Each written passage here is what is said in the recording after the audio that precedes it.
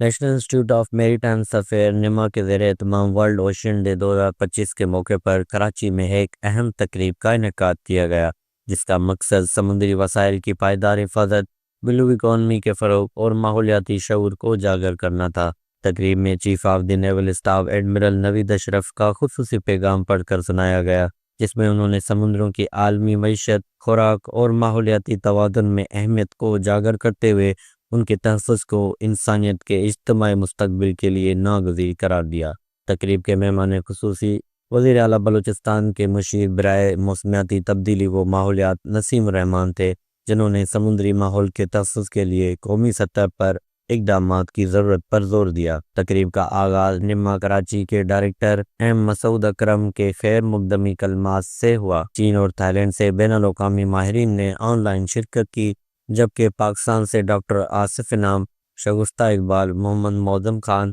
Director ابراہیم Zia, doctor ولی اللہ مسرور، doctor Samina Kidwai اور ٹیلی group کے COO سید سجاد حسین نے ماہی گیری، بلو اکانومی، موسمیاتی تبدیلی اور ساحلی سیاحت جیسے موضوعات پر اظہار خیال کیا۔ تقریب کے اختتام پر وائس ایڈمرل ریٹائرڈ احمد سعید صدر نما نے تمام شرکاء، ماہرین، طلباء اور معاون اداروں کا شکریہ ادا کیا اور پاکستان میں سمندری تحفظ، پالیسی سازی اور نوجوانوں کی شمولیت کو مزید فروغ دینے کے عزم کا اعادہ کیا۔ کیمرہ ٹیم کے ساتھ جواد علی، وش نیوز، کراچی۔